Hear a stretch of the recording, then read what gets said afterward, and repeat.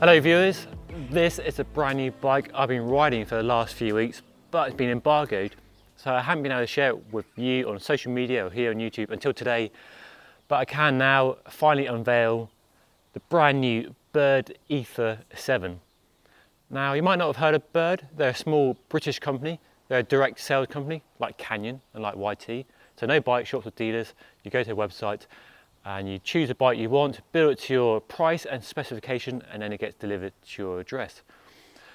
The Aether 7 is a brand new model, and if you are familiar with the Bird range at all, you might have heard of the Aris 120 and Aris 120 LT, short travel trail bikes ideal for UK riding. Well, the Aether 7 is a brand new model with 27.5-inch wheels, 130mm of rear wheel travel, and 140mm from the fork at the front. Like the Aris and like the other bikes in the range, is an all aluminium frame for the front triangle and the rear swing arm, and we have a familiar but revised 4-bar suspension layout with a horse link on the chainstay. This new bike is pitched as a good all-round bike, a good short travel but fun and highly capable trail bike, the sort of bike that works extremely well here in the varied terrain in the UK, from mountains in Scotland and Wales to the rolling hills we have here in the south. So it's just a good bike that you can ride all day or go and blat around the woods on a Sunday afternoon for a couple of hours and just have fun. Now the other thing that sets this Bird apart is the geometry. And Bird has always been ahead of the curve, very progressive, as we like to say here in the bike industry. There are 5 sizes available. This is a size large, and the reach is a whopping 504mm, which is long compared to most other bikes. It's up there with a Mondraker, a Pole, and other examples of very long modern trail bikes. And that reach is actually quite a bit longer than many brands XL, and shows how extreme it is.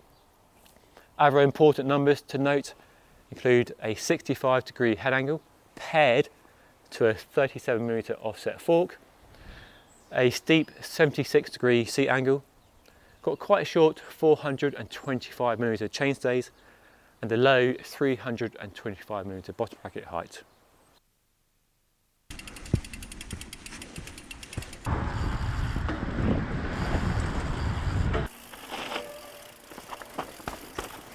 And straight away it feels really stable, really planted.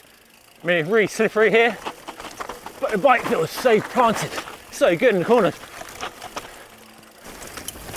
Feels good at high speed too. Nice. It's so slippery today though. Whoa. Almost lost it. On the climbs, you can feel the weight of the bike.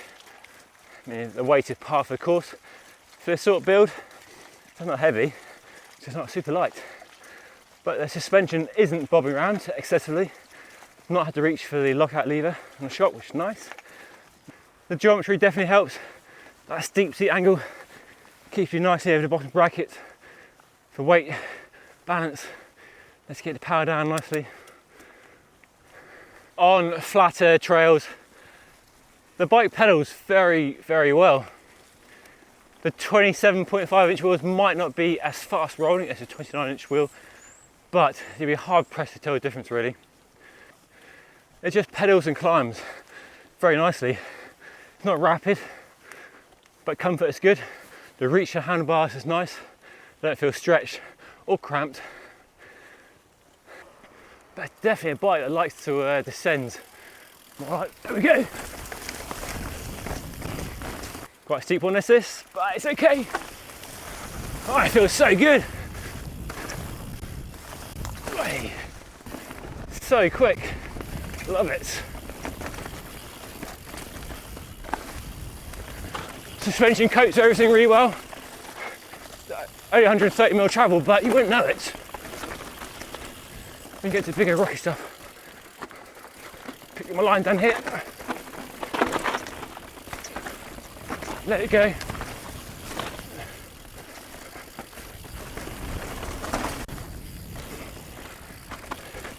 And it's poppy and lively as well.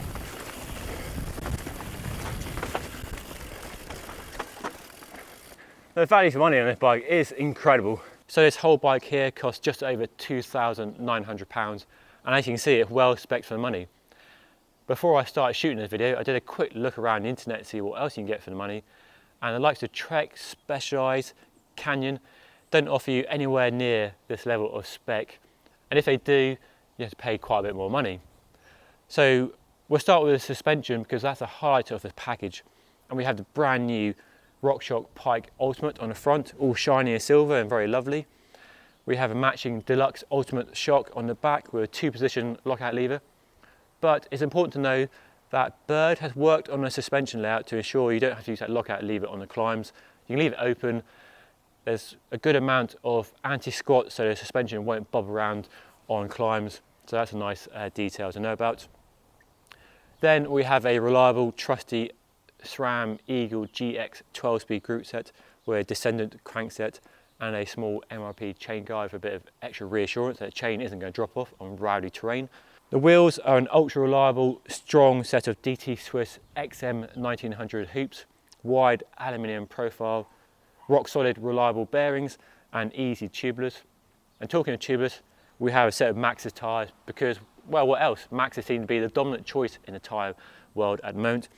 We've got a Minion DHF on the front and a high roller on the back. The rest of the finishing kit is a set of SRAM Guide RE brakes with nice reach adjustment, a race face handlebar and stem, both 35mm in diameter and 35mm length in the stem with gusset lock-on grips. And finishing the bike is a fabric saddle, my personal favourites, so really comfy shape, and Bird's own dropper post with a nice ergonomic lever. The bike, as you see it here, without pedals, for a size large, weighs just over 31 pounds, so pretty respectable given the aluminium frame and the reliable, durable build kit. It's not super lightweight. You could probably build it lighter if you wanted to, but it's a decent weight for this sort of bike.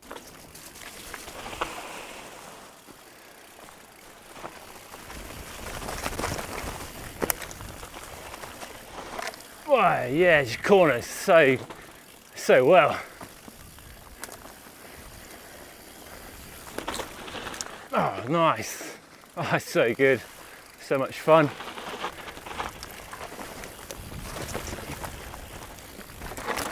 Wait. God, it's rough and tufty down there. Okay, starting at the front, we've got a short tapered head tube. We've got very neat external cable routing, so it makes it nice and easy to build a bike if you do it yourself. But nicely squared off profile tubes for a top tube and a down tube. We've got space for a bottom cage, a requirement on a modern trail bike it seems. Got a short rocker linkage driving the metric shock with a 4-bar suspension layout as mentioned.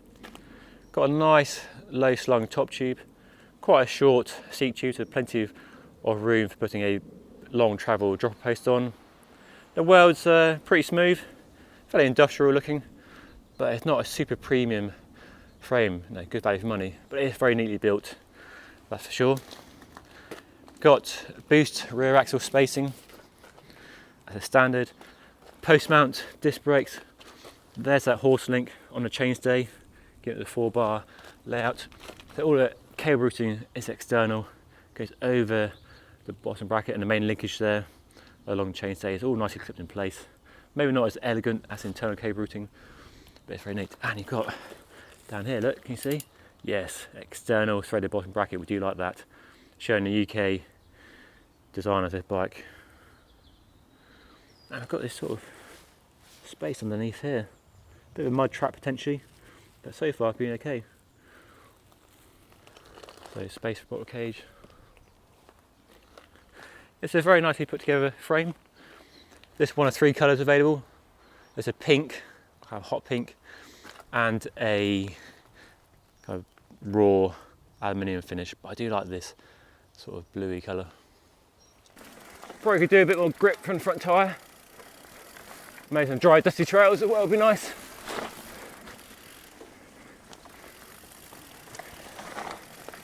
But despite the lack of traction, it copes. So from that GoPro riding in my local woods the other day, I think it's fair to say I've been really impressed with this bike. When it comes to the geometry, I initially thought the bike might be too long and I'd be better at 5'11" on the ML, which is about 480 on a reach. But having ridden it for the last few weeks, I'm totally sold. I love it. I can't see any reason why I'd go to a shorter reach bike than a bike. And I think I'm sold on the whole concept of long reach bikes. It just provides fantastic handling in every situation. Didn't find it unmanageable on the climbs or unwieldy on the descent. It just worked everywhere extremely well. It's super planted at high speed on descent, but yet it's still agile in the corners. I'll admit it's probably not the sexiest looking bike in the world, especially compared to a carbon Santa Cruz, but you're looking at a lot more money for a bike like that. And I do like the purposeful, sort of industrial looking bike, and I'm more concerned with the actual details that matter when you're riding a bike. So in this case, geometry, really good suspension, and excellent components at a price that won't break the bank. So for just under £3,000, this bike is astonishing value for money and offers astonishing levels of ride quality and performance that few bikes from mainstream rivals can compete with, really. So a cracking bike, I really like it. But sadly, it has to go back. I've had a lot of fun riding this bike, so thank you to Bird for letting me ride it for the last few weeks. There will be a more in-depth review over on pinkbike.com, so go and check that out. But for now, that's all I think. I hope you enjoyed watching this video and found it useful. If you're in the market for a new trail bike this year and you're looking at some options, this is definitely one to consider and add to your shortlist. So go and check them out on Bird's website. I'll put a link in the description down below. If you've got any questions, well, do put them in the comment section down below. And while you're down there, make sure you give me a big thumbs up if you've enjoyed watching it, and I hope you did. And subscribe to my channel if you haven't already for more bike reviews coming up very soon. But that's all for now. Thank you for watching, and I'll see you all again next time.